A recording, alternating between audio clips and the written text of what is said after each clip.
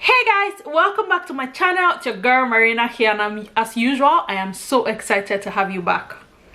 If it's your first time here, my name is Marina. I make videos from Saskatoon, Canada, where I share about my experiences as a Nigerian immigrant in Canada. So do well to hit the subscribe button, turn on the bell notification so that you get notified every time I upload a new video. To my returning subscribers, welcome guys. As usual, I'm always so excited when you come back here.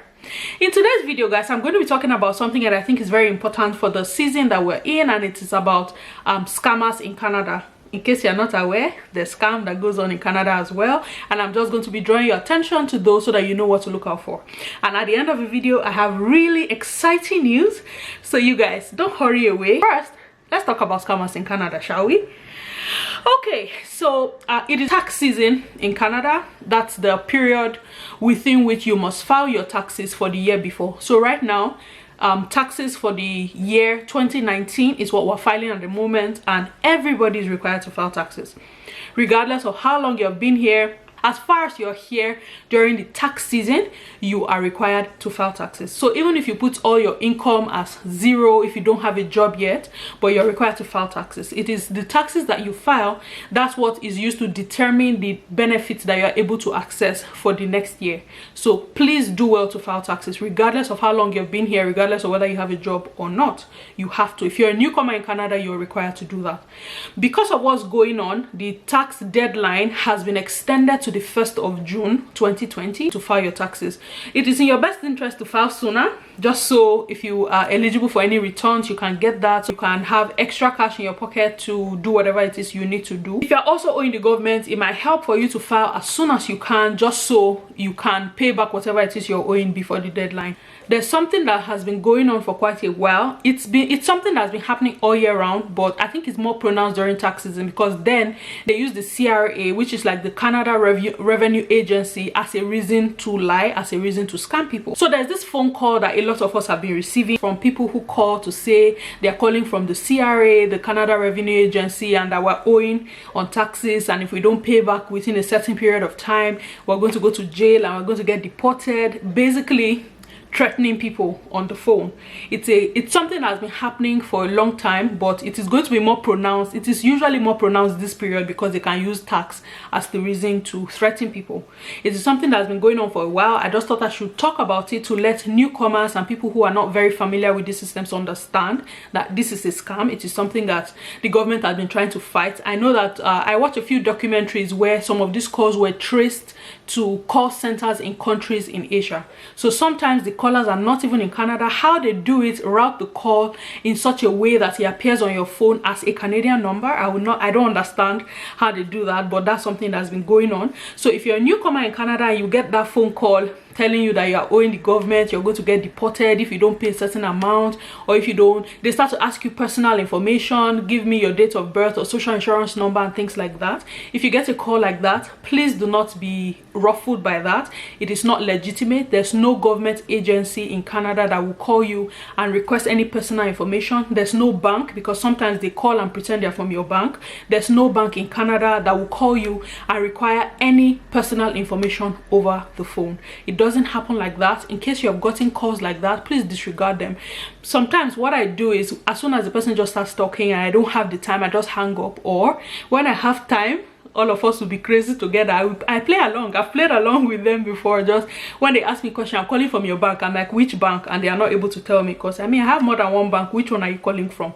If you're really my bank, you should know what bank you are calling from. So we go back and forth like that sometimes when I just want to waste their time. I've done that like a number of times, and trust me, it is fun. Like, you want to come and scam me, who born you? you know. So if you get calls like that, disregard them. I was in a place one day where somebody got a call like that, and she was really shaking, and she came to me and she was like, this is what I just got. I told her, calm down, it's not a new thing, there are scams, don't. But she was really shaking by that.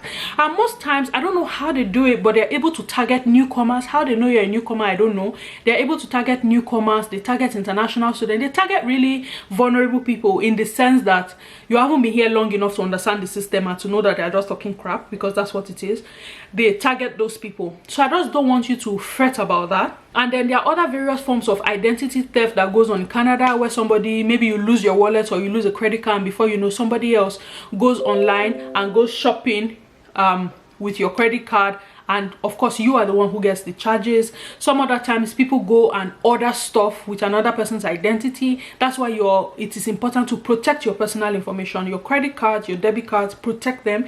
If you lose them, it is in your best interest to call the bank immediately to block them, or call the police to declare them missing, because more than half the time you lose your wallet, chances are it has your driver's license. Your driver's license will usually have your date of birth, you have your home address, so that's like somebody can impersonate your entire identity if you carry all those things and you lose them. So it is very important for you to protect your personal information.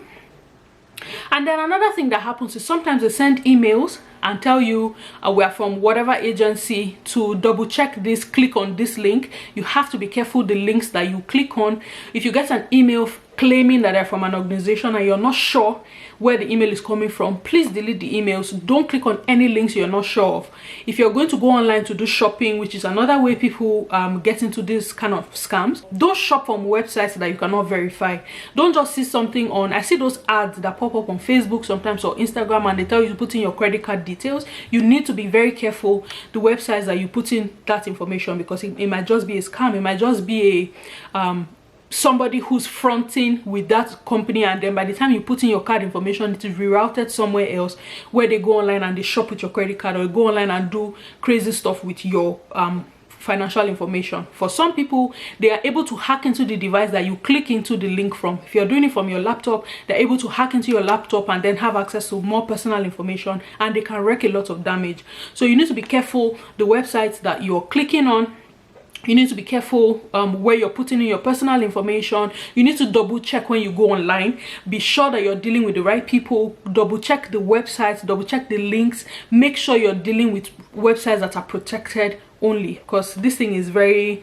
Some people have gotten into huge amount of debt because of things like that, where somebody goes to shop with your identity, or you put in your card in the wrong places. And not every time, it's not every time you're able to recover the money back from the banks, depending on how it plays out. So you want to be careful. Protect your personal information. Do not give out your personal information to anybody over the phone.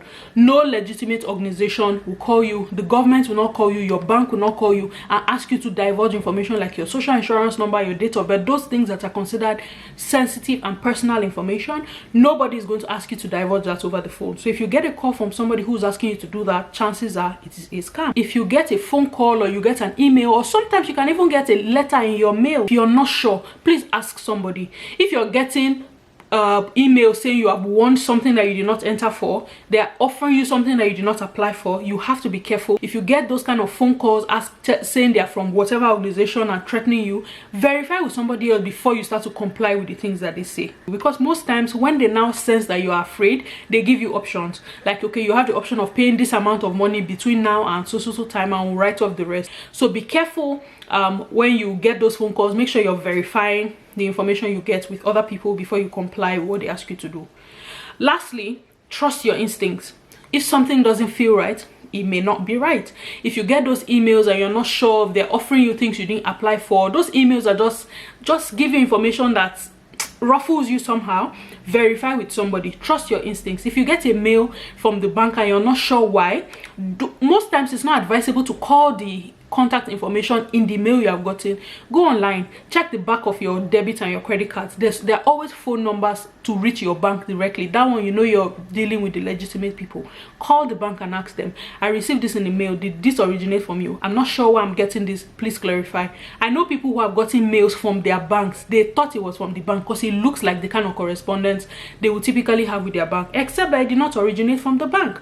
So if there's anything you're not sure of, double check the information. If there's anything you're not sure of, call your bank and confirm, because this scheme is very organized. It is very slick. If you're not looking, you will not realize that you're not dealing with the right people. So it's something I just thought I should draw everybody's attention to. It is something that's been going on for a while. It doesn't look like it's going to go away anytime soon, because I mean, like I said, they were tracing some of this calls to Asia. Like, how do you fight that when it's from a different country, right? So it doesn't seem like it's something that will go away very soon. People should just be aware. There's too much money that people in Canada are losing to fraud, and you don't want to be a victim. So please don't fall a victim. Protect your personal information, protect all your banking details. Do not click on links you're not sure of. Verify websites to be sure you're dealing with the right people. And above everything else, trust your instincts, verify with people, ask other people if you're not sure, so that you don't lose your money to these scams. The hackers are everywhere. They are scheming and looking for just the slightest opening for them to hack into your personal information and hack into your financial information, and you do not want to work for another person to now just come and take your money like that. So please be careful, don't fall a victim. So if you have any questions about this, you know what to do. Leave me a comment below and I would, as much as possible, try to answer them to the best of my knowledge. Now to my exciting news, guys. So for those of you who do not know, to get monetized on YouTube, that's to have adverts placed on your videos, you have to have a minimum of 1,000 subscribers and 4,000 watch hours. This last week, our channel crossed the threshold for the 4,000 watch hours and we're already over 1,000 subscribers. So we are now in review to be monetized. I'm saying we because it is our channel. I just want to take a moment again to say thank you very much to you guys. I don't know how I would have done all of that without you. It was a goal that I have had for the next 12 months. It is just a little under 6 months now and we have met that goal. I could not have done it without you guys, and I just wanted to say thank you again to everybody who has watched, to everybody who has shared, to everybody who has liked, to everybody who has commented. I just want to say thank you guys. You're the reason why I come here and push myself week in, week out. It is a lot of work to put out these videos. It's a lot of work that goes into it, into the research, into the filming, into the editing, just making the video presentable enough to come out to you guys. It's a lot of work that goes in.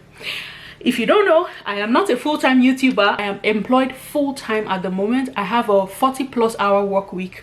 I have 2 young children. To just have the videos accepted the way you guys accept them, to have you guys come back week in, week out just to watch my videos and listen to the things I have to say, like, guys, it means so much to me and I am so excited to share this exciting news with you guys. So please pat yourself on the back. You need to be proud because we did this together. So thank you very much, guys. Last week when the series Common Mistake Immigrants Make ended, I put out a question to say if you have any questions, do it so we can have like a Q&A. But it seems like a lot of you understood everything that I said because I didn't have a lot of questions, and because of that I wasn't able to film the Q&A because I didn't have enough questions.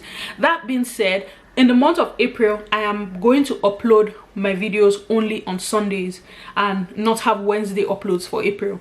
I do that from time to time just to be able to step back, take a breather, take some time to re-strategize and then come back with what I'm going to do. Because guys, like I said, it's not a full-time job for me. It's a lot of work that happens. It's starting to take a toll, just managing everything that I have to do, the work week, especially now that my children are at home. I'm still working from home. My children are now home with me full-time, so I'm full-time nanny. I'm working full-time because my office didn't shut down. I'm just working from home now. So having my children home with me and doing my work full-time and then still running a home, it's a lot of work. It's taking a toll. So I just thought to step back for a bit so that I am reducing the pressure on myself and I don't break down. I cannot afford to break down right now, guys. So that's why I'm taking that step back, just to breathe and then just plan, because most of the videos that I plan to do this period are videos I need to do outdoor. I know I'm still owing you guys the apartment tour. I haven't forgotten that. There are a number of videos I want to film that involves other people. I can't do that right now because we're all social distancing. I can't do anything outdoors right now because we're all being asked to stay inside our house. You guys know what's happening in the world, so I have to be careful and listen to precaution, follow the precautions there. So that's it, guys. Month of April, we're going to have only Sunday uploads. We can resume our 2 uploads a week from the month of May. There's just a lot that's happening right now and I don't want to break down.